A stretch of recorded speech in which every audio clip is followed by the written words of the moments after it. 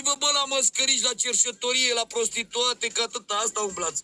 Umblați după live-uri pe live-uri, faceți numai îmbuligături și stați la... Eu n-am nevoie. Mai bine să mor de nu prefer 5 oameni, dar să am cu cine să vorbesc.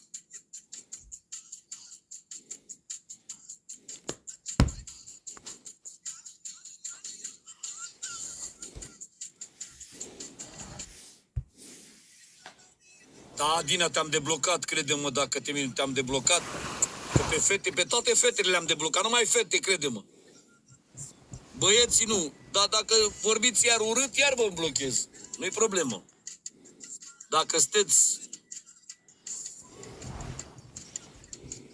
Da, Sorana, ce să zic? Dacă tu spui ceva, eu vorbesc cu tine. Dacă spui ce faci, cum ești, n-ai pentru ce, Adina, te pup.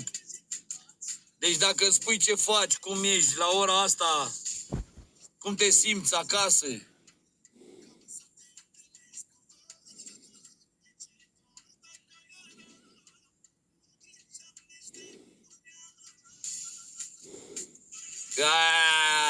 Uite, vezi?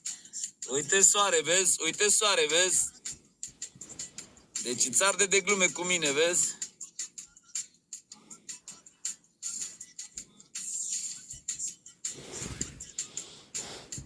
Vezi? Deci dacă ești cu familia, îmi dau seama că ești fericită.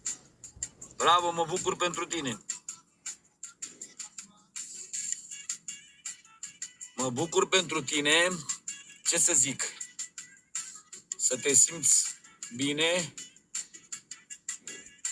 și să-ți faci vacanța asta plăcută aici în țară.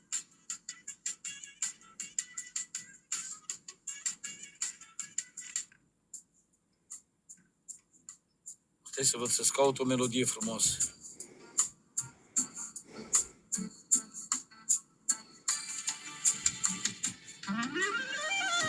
Ascultă pe asta.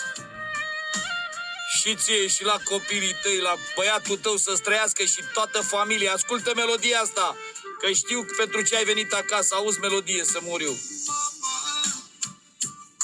Eu când am venit pe lume, mamă, n-am avut ursituri bune, mamă, numai m-am ursit să...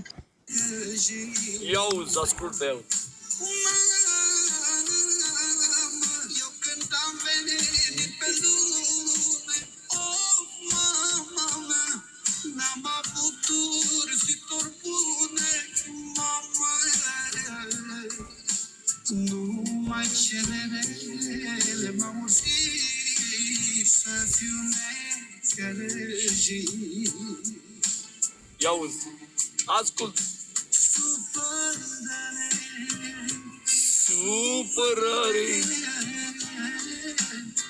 De ce te-ai oprit în viața mea?